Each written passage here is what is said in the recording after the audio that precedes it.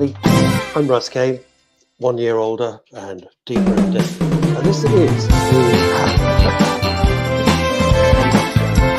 It's Monday, and let's try and see if anything. Nothing's working today. Absolutely nothing's working today. Try the music.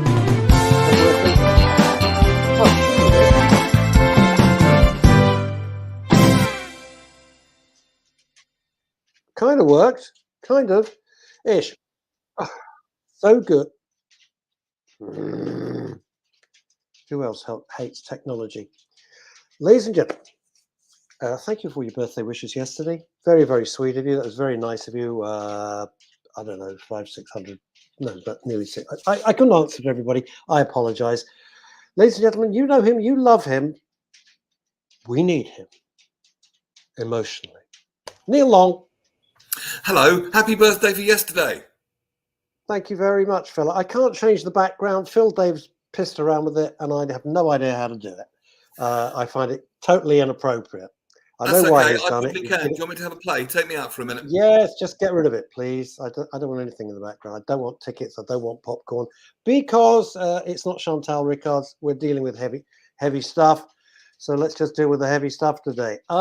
Take me out for a minute. Yeah, I'll take you out. Neil's going to get rid of this silly background that we don't want. Okay, so hello, Russ and Neil. Hello to you, Robert Van Buren. You don't. Oh, that's very sweet. I don't feel a year older. I feel several centuries older. And we've got Barry J. Allen. Afternoon all. Fly visit. Hospital video appointment. This is a psych test. Is it better now? Or two? Or one? Or two? Or is it a hearing test like Julie Voice had? That'll do. I don't know. Is that any good? No, we still can't get rid of the stupid. I'm putting you back on. I can tell you what to do. Oh yeah, do so, because I'm sick of it. Just tell me how to get rid of it. The only problem is we're actually live, and I'm going to have to tell you to do it while we're live. That's fine. They're with us. They're with us. Okay. What the heck? It's costing them nothing. As you can see, I've changed my backgroround. Marvelous. That's very good. It's not the background with the wall. I want to get rid of the popcorn thing. No, I know what you want to get rid of. Right. It might. Right. Give me another minute. Okay. Just dump it. Right. So, where are we? What's going on? Thank you for your messages. As I said, very, very sweet. Barry J. Allen, we wish you well. We wish you well. Well, what a charming weekend we had. Okay? What a charming weekend here in central London. There's one good thing to come out of this. We know where we stand. We know who our friends are. And we know those who just don't hate us. I just want swathes of society dead. Want them dead. So to you, you know what I wish you. Right, what have we got here? We'll cheer ourselves up. This is coming in from southern Spain, which is... Oh, this machine's lagging. No idea. Happy birthday in Spanish. Feliz Navidad. Yeah, thank you. And from southern Spain, we go to Aizadon Brown in New York State, but they don't talk like that from Mississippi or South Carolina. Good day to you, Aizadon Brown. Thank you for your lovely messages as well. Hugely appreciated. What I was trying to say is this, and I've always had a view. Nature abhors a vacuum. Abhors it. Nature can't stand a vacuum. If there is a vacuum, nature will fill it with something. If you have a mayor who must have, or somebody in his team, or Westminster Council allowed a platform to be erected by the cenotaph in central London, it may not mean anything to them. It means the world, to everybody else in Britain, as a symbol of the sacrifice that they made in World War I and World War II, especially World War II, when we had the shit bombed out of us by the Germans. To allow a barbaric murder cult to put up a platform and a canopy by the cenotaph, you've lost the plot. You've lost the plot. To allow what happened on Saturday and the police standing by, doing nothing. Hatred. Put myself back in and see what happens. That's Okay, brilliant, awesome. Take care, oh, Phil. good. Thank You're you. on the phone now. That's even Bye-bye. better. That's good. Bye. No, 3:30. I want 20 quid on the favourite on the 3:30. There we go. As a matter of fact, I was talking to a colleague of ours to ask how to get rid of the background. Well, and I just you've did. done it, and it's a wonderful. It's so much better. I know Phil does it from a good place, but there we are. Well, Neil, it's the time to be counted. It's the time to say who we are and who our friends are and who our friends aren't. You're a kind of London boy, more or less, in New Malden. I am a London boy, born and bred. I thought what happened at the weekend was Kristallnacht all over again. All over again. I'm afraid I missed what you've been saying about this because I was dealing with the screen.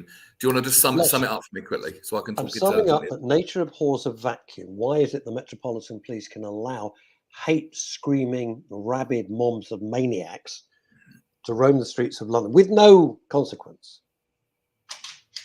And yet the only person arrested is a guy holding a Union flag.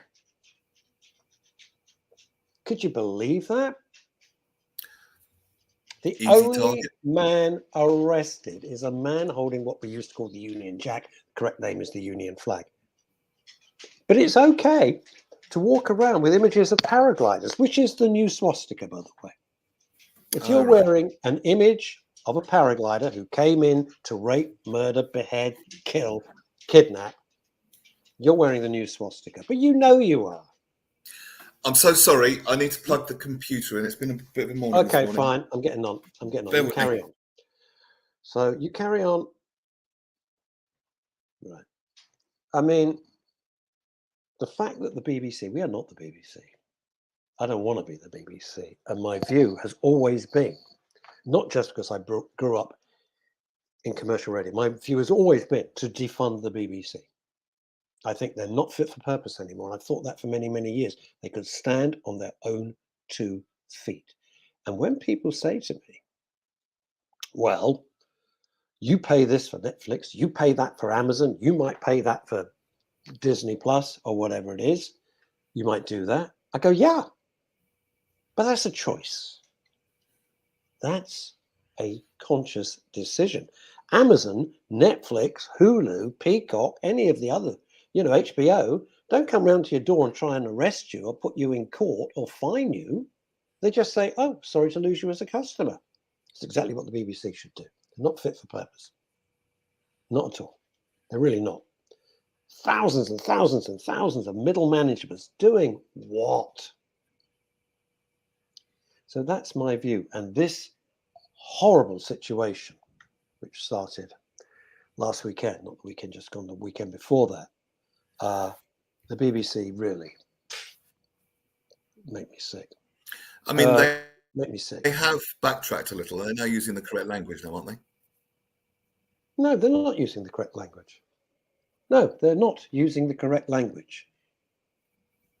Hamas is a terrorist group. It's not my view. That's how they are deemed in the world. I agree with you. But aren't they saying they're terrorists now? No, they're not. They won't use the word terrorist. Oh. They won't use the word. I don't expect you to be as attuned to this as I am. For many reasons, I don't. And I get that. No, not for that reason, though. Not for the reason that you're thinking. It's just that, and I'm not willing to say this on air because it's private. Don't say it. Don't say it. But there's been conversations that I've had, which I will have with you off air, and I think there might be, you might have missed parts of the memo, shall we say? There may be a little bit you don't know. That's all I'm going to say. I get that. Yeah? I think I know where you're going there. Yeah, I think you probably do. I do know where you're going, and we'll keep that sotto voce. What I'm saying this is that the language is so important because it's the subtext of the language that actually matters. Yes, absolutely. You say, oh, so-and-so was killed. What, were they killed in a car crash? Did they fall down an elevator shaft by mistake? Did they get run over by a bus? No, they were freaking shot or beheaded. They were murdered. Don't go, was killed. That's just part of it. Not calling this barbaric death cult for what it is. Bunch of raving maniacs whose only desire is to kill, kill, kill. And this is my point. And I'm rarely this serious, but we live in serious times now, so screw it. All right. Understand this. If these people killed every Jew in the world, every single one, who do you think's next? It's going to come for you. We'll be gone.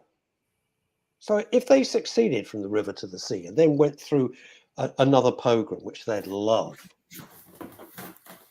Jeremy Corbyn presumably applauding his friends. Forgive me for my ignorance here, because my history and geography was never particularly good, so I might expose myself to be completely ignorant here, but so be it. Is it specifically only Jewish people they're after, or are they just after anyone that disagrees with their narrative? Here's how it works, right? They hate Jews.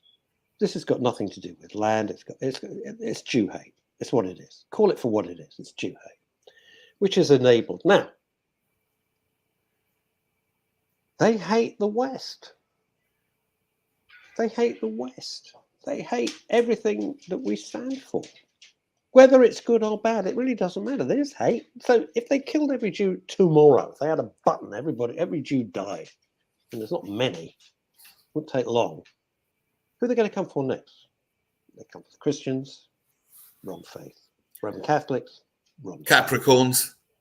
Wait, you dice it down and dice it down and dice it down. Well, no, I think I agree with you. The point is, themselves. if they're just hating because they hate, and hating for the sake of hate, hating for whatever reason they hate, they're going to see the world through a prism of hate. So from their point of view, it could be Jews, Christians, Capricorns, people with red hair. My favorite, people that wear glasses. I don't know. My favorite is the morons who stand there with Queers for Palestine. And my view is, I think we should get a GoFundMe and send the people holding the banners for Queers for Palestine. Go out there. See how it works out for you. And when they throw you off the top of a building for being gay, let me know what the view's like. You dumbasses. You're idiots. But that's just hijacking which is the only place in the Middle East which welcomes the gay community in all its forms? Israel. Which is the only place in the Middle East which has gay pride as a huge, celebrated, love-filled event? Israel. Which are the communities that hate homosexuals? Everywhere else. It's madness. But they're so thick, they don't see it. But please, if you're Queers for Palestine, as the big sign said, not my wording, yours, go out there. Just to be absolutely clear, because I'm on live radio, I have absolutely no problem with anyone being queer or anything. But I do feel that's like jumping on a bandwagon for kind of your own agenda. Of course it is. And it's a dangerous bandwagon to jump on. Like you say, send them out there. That's a really dangerous bandwagon to jump on. But this is what happens. You see all these. This is not a time for people's personal agendas. That's what I'm saying. But this is not a time for that. Every F-tard with a grief about anything, the wind changing, jumping on this. But what it has shown is this country, London. I used to say, stop calling it Londonistan. I'm sure Mayor Sadiq can't, just because he's a Muslim, it'll be fine. Well, you know what, gang? It ain't fine. It ain't. Because going house to house, it's Berlin, 1938, part 2. It's what it is. It's what it is. And it's made me feel so useless. and so angry. And yeah, that's where it is. On to other things. I like, this is so true. You know, Queers for Palestine is like Queers for Palestine is like Turkey's voting for Christmas. Absolutely here. Absolutely. And Graham Pack is pointing out, I'm sorry, my machine is lagging here. Graham Pack is pointing out that I can't get the Christians are persecuted in many Middle East Arab countries. This is true. So my point is this: go ahead, kill every Jew. They come for you next. And then you go, oh, we didn't see this coming, didn't you? Really? Really? Didn't see it coming. Everybody else saw it coming. This is like everything I dreaded. Suppose, why are they doing it? What is their end game? There isn't an end game. If you just hate, Neil, you just hate. If you're a psychopathic killer, it's like saying, what was the Yorkshire Ripper's end game? No, he just enjoyed killing. What was Dennis Nielsen's end game? What I'm saying is, yeah, I hear you. You is trying to apply logic when there's no logic. If you had an end game, which is like, what we're going to do is this: we're going to kill all the Jews, and we're going to move everybody into Israel, and they'll all be much. They don't want that. It's just bullshit. It's just an excuse. It's just a murder cult. What's the end game of murdering Lee Rigby in the middle of the street? What's the end game? What's the end game of blowing up 42? Maybe I'll put that in a slightly more nuanced fashion then. Well, all right. But what's the end game of blowing up Manchester Arena? You see, this is the thing. Everybody goes, oh, Manchester Arena, 42 women and children, everyone at the Ariana Grande concert, blown up by maniacs, right? Big outrage. Quite rightly so. It's disgusting. But it's a get out of jail free card. How can it be? No, I agree, and this is where I'm going. Hold on, let me just finish for a moment. Some people, like you just very well articulated, are random haters and would just do it anyway, because for the thrill of it. Okay, agreed. And there are some people that will do terrible things if they believe in what they think is a good enough cause for it. Mm-hmm.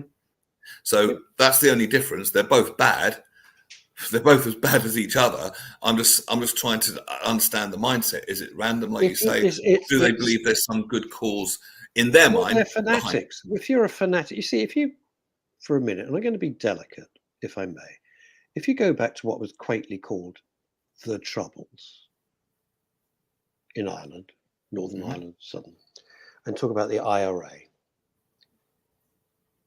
It was terrible. It was awful. The bombings were atrocious. Yeah, it was I remember terrible. It all the time. What was the? But to apply your logic, you can see that there was an end game. What was their end game? To have a united Ireland, to stop Northern Ireland being part of the UK, and you can. There's a logic to it. Warped. I didn't agree. I'm not saying whether Ireland should be united. It's way above my pay grade. I've no idea. Not for me to say. But what I'm saying is, and also there was a command. You knew who the leaders were. You could sit down eventually at a conference table and sit with people who their methods were horrible, but they had a proper agenda.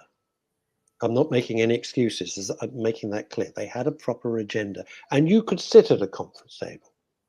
If you don't have an agenda, just go down randomly killing people. Who are you going to talk to? This is the huge difference. This is the huge difference. It's like the end game. There isn't an end game. It's pure hatred. You see, and it's like, what was the Nazis' end game? Well, the Nazis' end game was world domination. And as Ben Shapiro, who I'm that's a what I was huge thinking. fan, I didn't really want to bring Ben Shapiro, I don't know about you, Neil, we've never talked about it, but one of my broadcasting heroes. He said, at least, and he said, I never thought I'd say this sentence and I'll never say it again. Ben Shapiro with something like 7 million subscribers. Ben Shapiro said, at least the Nazis tried to hide their crimes. They tried to hide it because they knew it was wrong, but they tried to hide it. But these, I think it's fantastic. They think it's fabulous. Never again means never again. But it ain't never again. It ain't over. And it never will be. I got nothing else good to say about it. It's just that, you look at this, you look at the countries which don't have this trouble, Japan, Poland, Hungary, and they all have one common denominator why they don't have this problem. Which is? They didn't allow it to start in the first place. Or the mindset is different. No, they didn't allow it to start in the first place. I'll leave it there. What I'm saying is you reap what you sow. They've sowed this. It's just weakness. And the weakness makes people afraid, and we can't be afraid. We can't be afraid. But we live in a country now where certain schools are told to close down because it's not safe. Where's the police presence? We live in a country now where it's clearly not safe to go into central London when they're marching, because you saw what happened when they cornered one guy, because they're very brave. They cornered one guy. It's all completely madness. And it's not going to get any better. And the media are completely complicit in this. Complicit. The propaganda is genius. That's all I have to say. I'm going to leave it there. Do you know what tonight is, Neil Long? Well, I hope I was going to see you. It's the 50th anniversary of Capital Radio. It is. Are you going to be there tonight? No? No. Oh. I was so hoping to see you. Oh, man. Sorry. No, not tonight. I bought the ticket. I bought my ticket months and months and months ago, 50 years ago today, on a much happier note. Capital Radio started to broadcast at 6:30 in the morning. Opened up, I think, with a speech by the great and much missed Sir Richard Attenborough, who was magnificent. Wasn't the first song "Bridge Over Troubled Water"? Yeah, I believe it was. And for once, not played by Tony Blackburn, which is the answer to any question in a pub quiz. Who was the first? Tony Blackburn. Yeah, I'm going to apologise. I think I owe everybody an apology. I'm sorry that I ranted. But, Howard Jameson and I set this radio station up about suicide prevention and mental health and well-being. That's the whole tenet of men's radio station and women's radio station too. And I've always been very open, and this has affected my mental health so badly. So badly. Yesterday was my birthday, and I had to struggle to be sociable. I had a lovely lunch. It was charming with the family. It was lovely. But it was a fight in my head. Mm. So if I can't say, well, you know what, gang, we've been helping your mental health for 4 or 5 years. It's really got me. It's got me big time. So I'm sorry if I rant. There we are. I think first of all, I'll just talk directly to you, Russ, as well as everyone tuning in. It's allowed. We did this last week, didn't we? We created a safe space for everyone to say what they were really thinking and feeling. And I personally think the show we did last Wednesday was the last time I was on. Yeah. Was probably, I would say, the most powerful show that I've done since I've been on MRS. Wow. Since you very kindly offered me the job here. Well, and we're thrilled you're here, by the way. You know that. Thank you. But this isn't about me. It's about you. It is. I don't like it. You obviously set this up because mental health was and is an important thing, as it should be in yours and everyone's life. Yeah. And I think what I'm trying to say is it's a kind of a mutual thing here. Okay. It is a safe space. I know you heard that phrase, non-judgmental space. There we go. Okay. And if we want to talk about things that are affecting us and express emotion, that is actually a healthy thing to do. And it's also healthy to be in a group where we realize that other people, our peers, our compatriots, our counterparts, be they anywhere in the world, have got our back. And that's really, really important. But they haven't. Pardon? But they haven't. They haven't. Who hasn't? The world hasn't. I mean, what this has shown is that there are sections of society and you're on your own, and that's it. And any faith. Yes, but that's that section over there. We're talking this section here now. Oh, we're not talking about that section. Okay. We're talking about this section. It's back to the moment, back to the present. Right now, you are in a group of people, right now as we speak, who do have your back. We have each other's backs. We talk about mental health. We talk about it openly and honestly. And the more little containers there are like this, the more that counters the containers of hatred and evil. Do you remember I said on Wednesday, don't curse the darkness, light a candle? You're lighting a candle right now. Yeah. All right. Yeah. And I know it's a stretch, but I've had experiences this morning, and I don't know if now is the time to share them. But go ahead. I've studied some spiritual things. This morning I had the most powerful experience with a close friend of mine, of just validation of every concept, and it was one after another, and we're both looking at each other going, what the fuck is going on this morning? Right? So I'm saying, what I'm also saying is, these things exist as well. For all the evil that exists in the world that we see in the media, whether they're complicit or not, none of that has got anything to do with this, where these other things are going on. These powerful things are going on. These powerful things, because they're universal laws, I believe, can always go on and always do go on. Universal laws, as I'm coming to understand them, and I'm not some girl on a mountaintop, I'm a local fucking DJ from New Malden, all right? I'm not putting myself on any pedestal, all right? Well, you're a lot more than that, Neil. But okay, this is that modest. Okay, I'm a superstar from New Malden, pulling an audience as far as okay, let's keep it real. Let's just keep it real, boy. But so we can, for all the evil in the world, these things do exist as well, and they're universal laws, which I'm coming to understand. And universal laws don't change ever. They never have, and they never will. No matter who's died, no matter how many wars are on, no matter what, the sun will still rise tomorrow. That's a pretty universal law, for good or ill, but it will. Okay, and the universal laws are the same. They don't change, and because of that, these other containers where wonderful things can unfold with the right balance of people and the right conditions still exist. They exist right now as we speak. And I would say putting our focus on what we're wanting and on that is a lot more powerful than discussing. Otherwise, we'll just get sucked into all the shit. Oh, I know.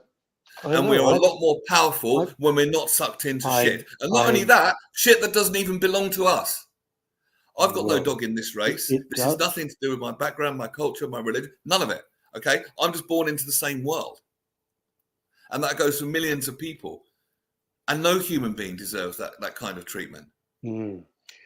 Well, by hatreds which are whooped up by other people, just trying to get people to come over to their agendas, jumping on other people's bandwagons because they're so desperate for power or desperate to hate, and it's all been whooped up, and people get involved not knowing what to believe. It's a battle for people's attention at the moment. You look at YouTube, it's if they're not trying to sell you something, they're trying to recruit you to something. It's a battle for your attention. Where the only power we've got is to put our attention where we choose to put it and focus on what we are wanting, which makes us powerful. In the safe space. End of lecture. I agree, but we can't hide our head in the sand. I wanted to keep politics completely out of MRS and the Daily Show, unless we have a politician on by chance. But here's my thinking: you can't, when many people's mental health is being pushed to the limit, it behooves me as co-founder, and having put a lot of energy and funding into this, as have my co-directors, to acknowledge that. I can't pretend everything in the garden is rosy. And I'm putting myself completely aside. Let's be clear. This is not about me. It's about a global situation. But let's just bring it back to because I know we have listeners all over the world. And in the UK, I don't think the majority of people want this madness. They just want to get on with their lives. Exactly. But we are governed by weak people. I know. The very then fact. We've gone back to you what see, they're here's doing. the thing. Here's the thing. We've gone back again. We've gone back to what the others are doing. Okay. And I agree with politics, but at the same time, I would choose to advocate for the politics of well-being. I would be lobbying for more mental health awareness. I'd be lobbying for what I did want. I'd be focusing on what I did want, rather than bemoaning or despairing or lamenting what's not there. Because I think that's needed at the moment. I really do. And it's the people that do these things where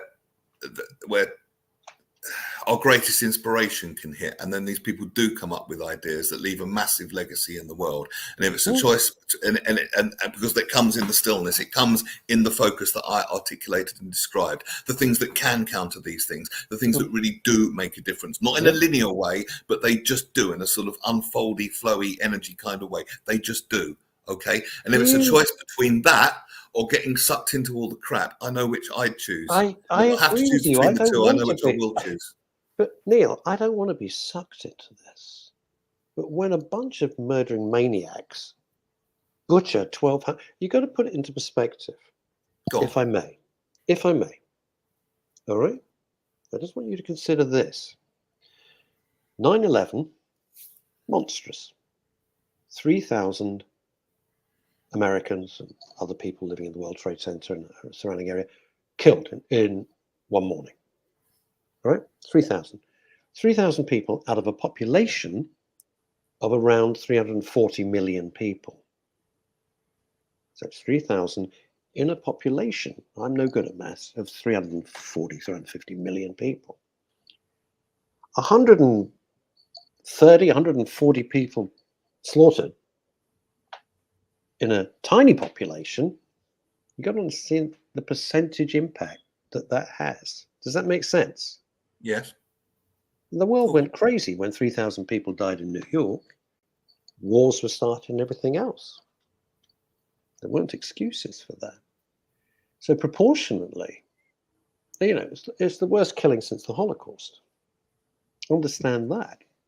And understand all the memories that brings forward. Because you would expect there to be outrage.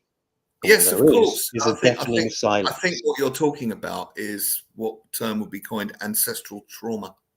Well, yeah. Is that fair? Yeah. And everyone has that to some degree, a little bit. And people go on their healing journeys and sometimes they clear it. But of course, the Jewish ancestral trauma is going to be absolutely huge. Of course it is. Wow. And that's understandable. And that's why this is a safe space. And no one's saying you shouldn't feel this way or shouldn't be upset. I'm just teaching the principles that I know, which have been validated to me and can help people on an individual level a hell of a lot. That's all I'm teaching. I'm not being heartless, but I do know if I spend all day watching social media, watching the news, watching this, watching that, my mood is going to lower and I won't be able to access what I do need. Well, I've had to.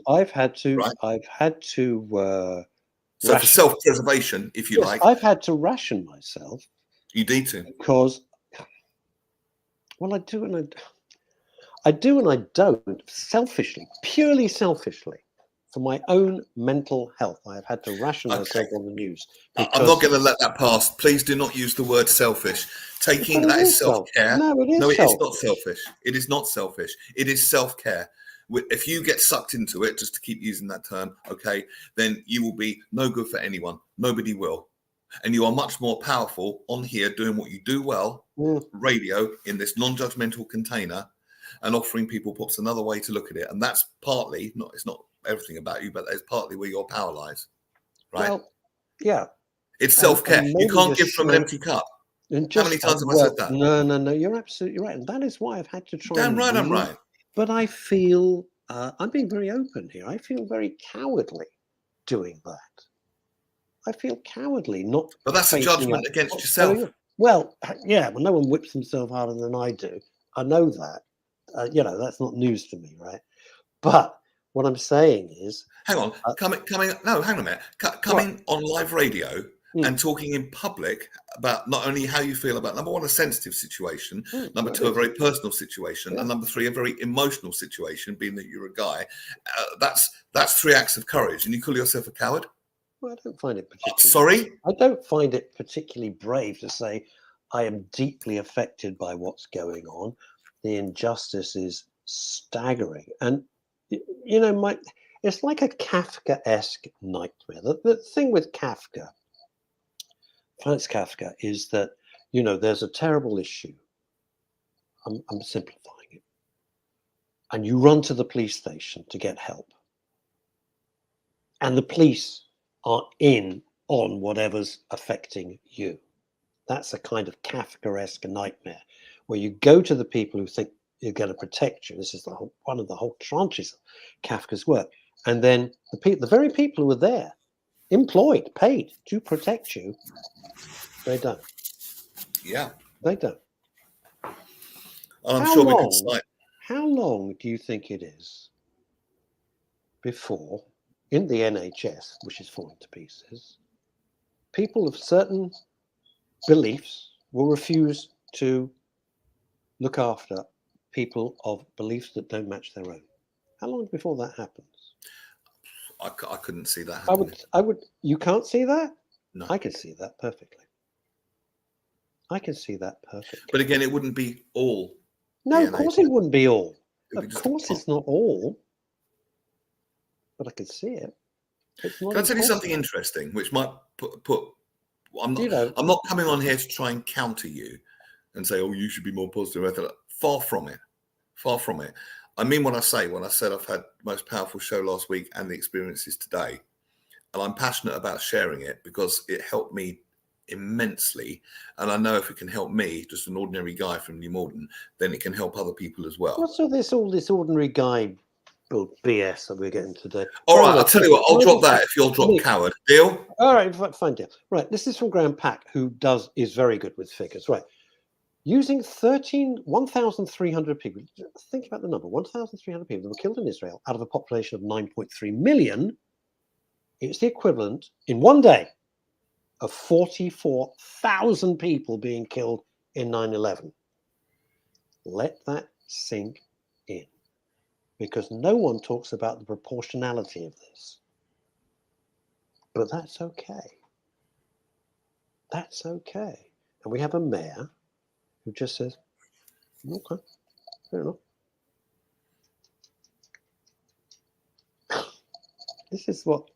I look at it and I rail against it. For me, one person being killed because of someone else's warped ideology is too many.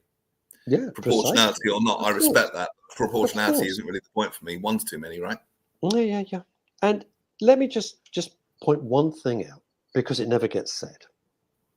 It never gets said. And yes, I am using the advantage that this is my radio station along with Howard and Penny. Is that in Gaza, I don't want anybody killed in Gaza. Make that very clear. I don't want anyone killed in Gaza. It's all terrible, but there's no good solution to this. All right? But it has two borders. Two borders. And the big border is with Egypt. With Egypt. And what have Egypt done to welcome the Palestinians? They've built the biggest freaking wall and security you've ever seen in your life. 20 feet high, reinforced concrete with steel. They don't want any part of this. Egypt's huge. Huge. They could absorb anyone they liked. They don't want it. Why don't they want it? Because they know it just brings aggravation and endless trouble. So this whole, brotherhood thing is absolute myth. See the pictures of the wall Egypt are putting up. They don't want any of this. So this whole... Although, thinking on my feet, I can understand people fear, should we say, uncontrolled immigration. Oh, hello. Hello. I'm not even going to go there. Interesting. Graham Pack's back with some more maths. which is interesting. Graham Pack, it's the equivalent. UK's got a population now of 64, 65 million.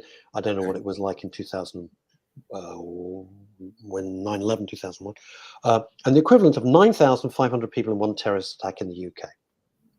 Think about that. Think about that. So you might think it's only 1,200 people. No, imagine 9,500 people gone like that. Would there be oh no, they'd be justified. It's okay. I mean, I agree with your proportionality, but I would find it very unsettling if I heard people say, "Oh, it was only that amount of people." Yeah, but they'll just say it's not enough. you got to go enough for what? Go to the end. Oh, it was only no. That's not enough. It should have been 12. Yeah, there isn't. I don't know. The population's tiny. It's 9.3 million. It's sod all. It's nothing. Anyway, 50 years of Capital Radio changed my life. Mine too. Changed Neil's life. Changed the lives of so many. And I'm not just saying I could, I speak the truth. I was there 20 years, 1984 to 2004. I never had one argument. Promise you. I never had one argument. And people say, oh, Tarrant. Well, I said, yeah, I worked with him for 20 years, 5 days a week. And with Graham Dean, with everybody else. Never had one cross word. Not one. Never. It was just so full of joy. It was so full of happiness. And then they sold out to the city and it just went down the toilet. But that's another matter. It's a whole attitude. It's money versus creativity. It's the slave to the share price versus giving. I feel so passionate about this. And Neil, you loved your time there. We were young and suddenly it was just wonderful. Yeah, it was an incredible time. And it kind of ties into what we're talking about a little bit, because we're of much greater value to the world in our joy. In our joy, yeah. And that's personal. You could say, oh, well, that's selfish, just going to follow your radio dream, Russ Neil. But is it? Because I could give much more. It wasn't my dream. It's interesting. It may have been yours. It wasn't mine. I didn't think it was like mine. it. But we can give much more to ourselves first, and then the people around us, by following what brings us our joy or highest excitement, is another way of putting it. Graham, that's rude. I'm not putting that up. That's really rude. What's he said? Well, yeah. No, don't put it up. I can read it off. No, it's just rude. Come on, man. You're better than that. It was. Oh, come on, Graham, man. Really? No, I'm not putting that. It was an amazing thing. And it was the key to it. When it started 50 years ago, it was community. It was all about a feeling of oneness, a feeling of community, which is why you had the famous Capital Helpline and the revision line, all the things which of course have gone out the window because all you're allowed to do on Capital now is say, hey, it's 7:11. Here's Harry Styles. Oh, look, it's 2:15. Here's Neil Locke, Nothing. I learned so much there. I learned so much, as a kid growing up.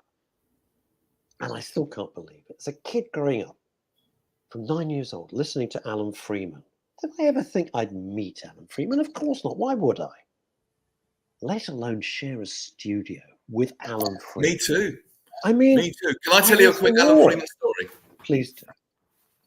So I was doing my demo tape, and it was in well, you'd know it, Russ. I don't want to alienate our listeners, but it was in Warren Street, and it was in one of the little studios in that kind of square. There was that square, and the big studio was in one, wasn't it? Oh, I know what you mean. Yeah.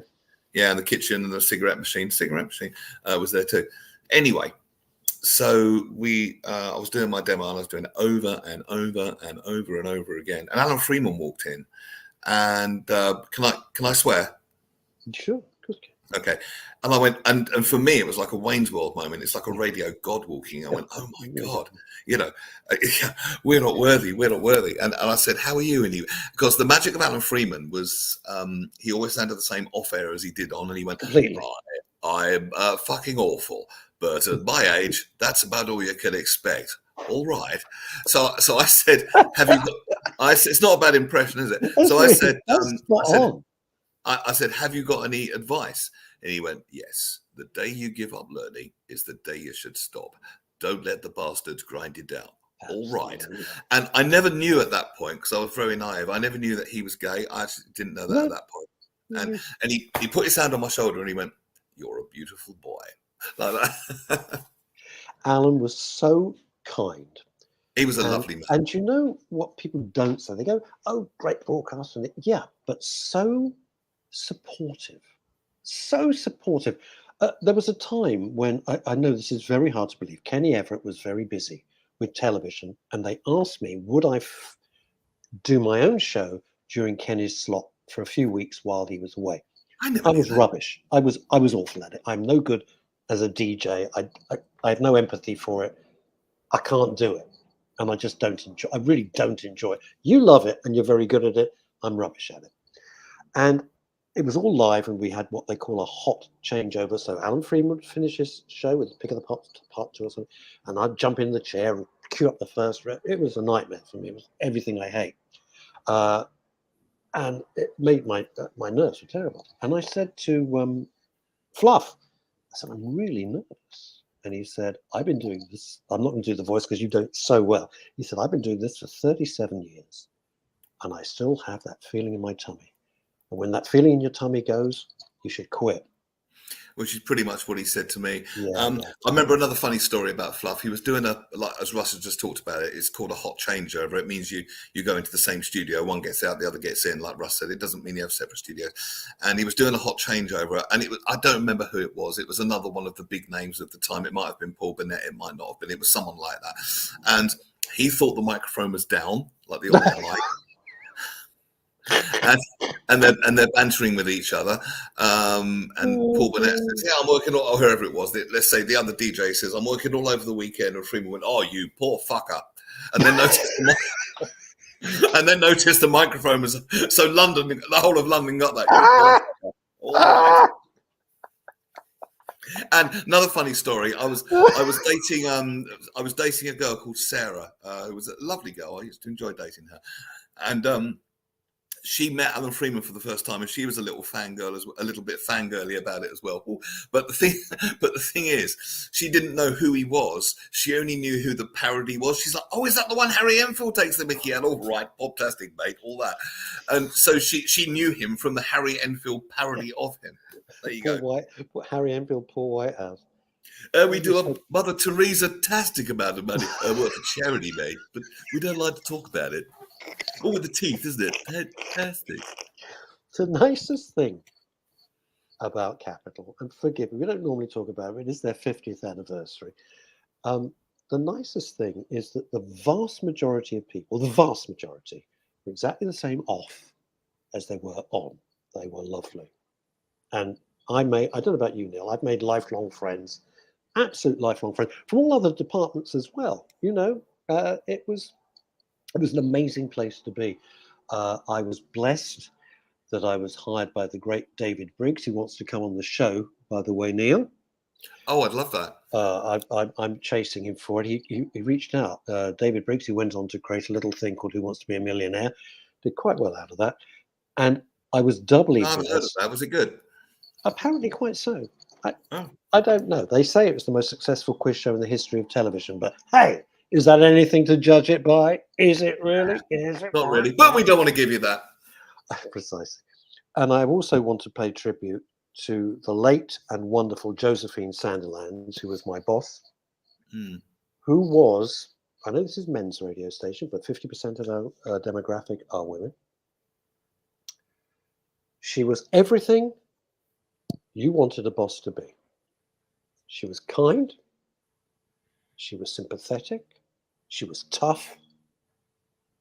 If you'd done wrong, you knew it and you were bollocked, but it was forgotten. She was constructive. She was brave. She was adventurous. She pushed the boundaries. And remember, in those days when she was, it's called a program controller, just call it the boss, right? She called the shots. For a woman to have that position in a huge radio station, unprecedented. She broke that glass ceiling. I tell you a wonderful She was woman. an amazing human Tell being. you another wonderful woman, and she really made an impression on me. I thought, I remember thinking at the time, what a wonderful woman in business. Martina King. Do you remember her? Or Martina Dodson? Martina was great. I What a remember lovely her. person. What a And lovely I'll never human ever being. forget one of the One of our DJs, bosses. because when you worked at Capital, you would do your radio thing, and then off the back of it, you would hopefully go out and get gigs, and you could make some quite good money doing DJ gigs, as DJs I want to do, as I did. And once the what? I'm laughing because some of the amounts were incredible. Oh, do you know how much I used to earn for an hour's work? Oh, a lot. Have a guess. 250, 300, 400 quid. 500. Yeah, 500 for an hour. quid. Back then. For an hour, back then. Samantha Fox. Hang on, I'm finished my story. Yeah. Oh, so one of the DJs, he had all his records stolen, and that is a nightmare for a DJ. More. Now, if it happens, it's relatively easy to help someone get back up on their feet. You just give them a copy of your collection. It's all digital. I know it's, shouldn't really do it, and I haven't done it in case anyone legal's watching. I'm just saying you could do technically, but she actually paid for him to have his records or CDs or whatever they were replaced. Wow. And it wasn't even doing a gig on behalf of Capital. It was just doing it because she was in that position to do so. And I just remember hearing that story and some other bits and bobs about it. I thought, what a wonderful woman in business. Yeah, she was a great woman, woman. And it proved to me that to be a really good boss, you need so many qualities. Just being a monster, just being a monster does not make you a good boss. Ruling by fear and intimidation does not make you a good boss. What makes you a good boss is being empathetic, being strong, being firm, but being empathetic to the people you're trying to encourage. And I hate to do this because it looks like I'm trying to slot in my message, and I'm not really. No, go on. But what about treating ourselves in that way? We're talking about, just what we were talking about earlier, about, what we focus on and being in our joy and following what feels right to us. I'm thinking aloud here. Would you rather be the boss of yourself that has empathy and understanding and allowance for all parts of yourself, or would you rather rule yourself by fear? Because I will bet if everyone did that way, there'd be a lot less strife in the world, because in many ways, the world is a mirror of what is going on inside of each of us. Do you know why I'm laughing? I'm laughing at myself, not with myself, at myself, because what you've said is so horribly true. Because in my head, and you know the person I mean, I'm not going to talk, I'm like him in my head, the way I treat myself. Then you might want to stop doing that. I know, it's a nightmare. At this stage, it is not serving you that well. Neil, I heard your last show. Interesting way to hand in your resignation, nonetheless. Yeah. But at some level, he must have treated, but if we're going to play psychologist, at some level, Russ, he must have treated himself that way. Otherwise, he wouldn't have been able to. He was magnificently successful. I mean, we treat the world and other people ultimately the way we treat ourselves. So if we're selfish enough to feel good about ourselves and put ourselves first in the best way, then we have paradoxically so much more to offer the world because we're being so much more. I agree. It went from being a very friendly, wonderful to this. There was a great presenter, now sadly passed, called Peter Young. PY the pork pie. As he died? I never knew that. Peter died a few years back. I remember PY Such a nice man. So knowledgeable and a charming, charming guy. And Peter's walking down the corridor to the station. And the boss, we will name them, says, Peter, where are you going? And Peter goes, oh, hello, X. Just going to do, just on my way to do the show. Peter, I think you'll find that your last show was yesterday. Thank you for your service. I swear to God. Peter, and that was the way he fired him, like that? He told me himself. It's not something I heard. Peter told me himself. It's like, what? I got the headphones in I'm walking to do this show. I think you'll find your last show was yesterday, but thank you for your service. Yeah. This person we're talking about has legendary stories about him like that. Legend.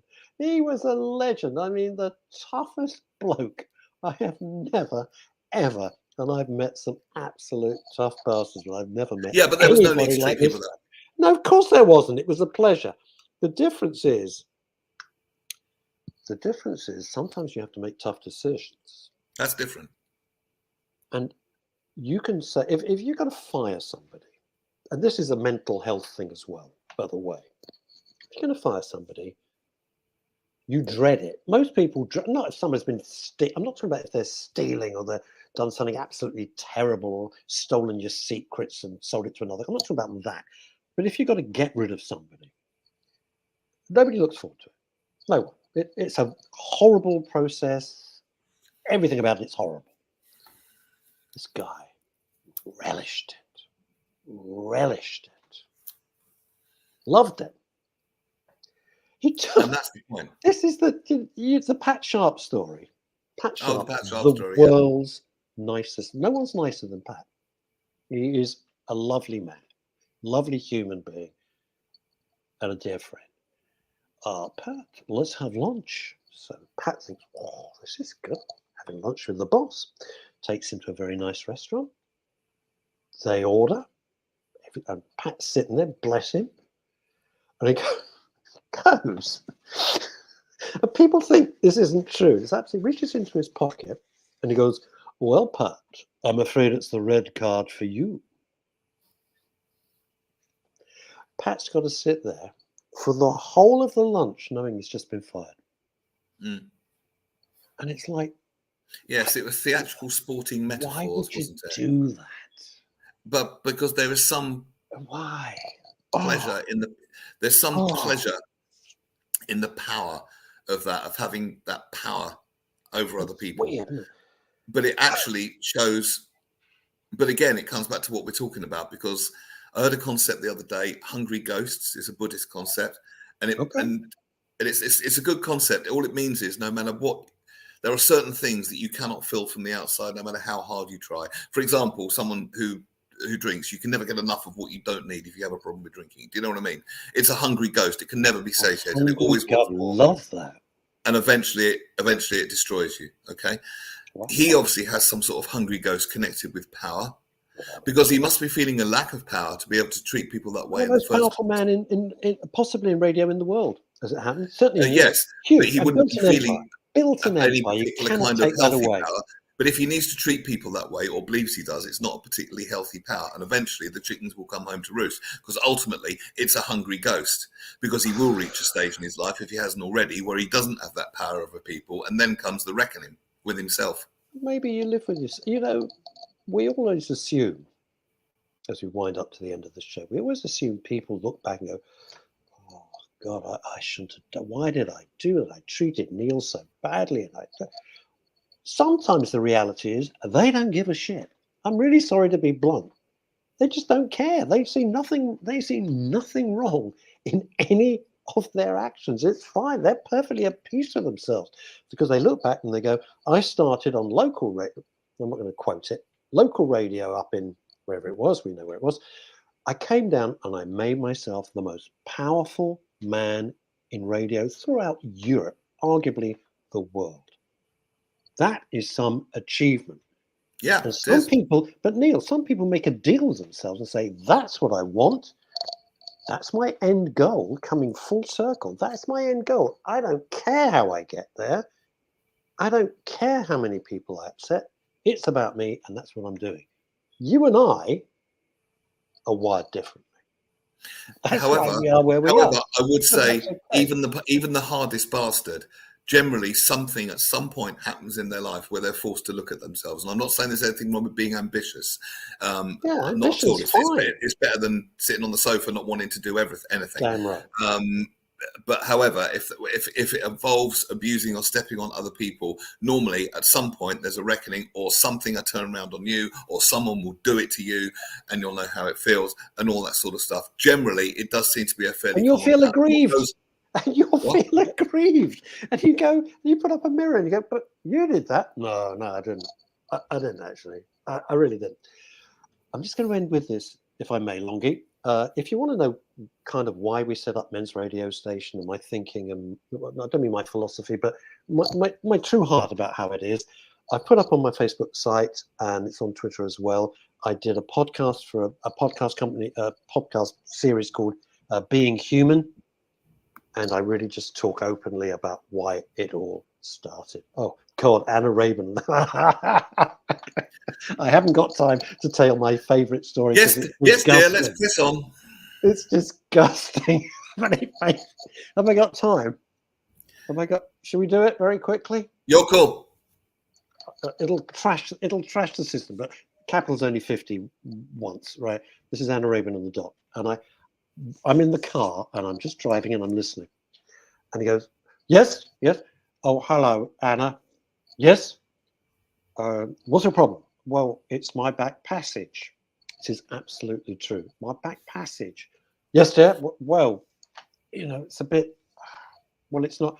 So Anna, being Anna Rabin, and the dot launches into this whole thing about, I'm going to be grown up here, there's no kids watching, lubrication and safe sex, and it's fine if you enjoy it and all of that. And general care, we should say. General care about, that sort of thing. And so Anna does this whole thing, and then she says, so tell me, what's the main problem with your back passage? She says, well, I can't fit my bike in it. Well, what are you doing trying to put a bike up your bum? Oh, sorry. He wound her up. I mean, that's really kinky. He wound her up, and he just did the back passage in his house.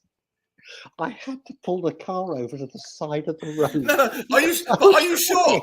Are you sure that's what he meant? You don't think he was trying to put a bike, No, Neil, that's exactly what he meant. Because that's really kinky. She was furious. She was livid with him. And to this day, I remember I was in Colindale or someplace. I had to pull over crying. Bye-bye, everybody. We'll be back Wednesday. Wednesday. And remember, focus on what feels good for you. Yes. Bye-bye. Bye.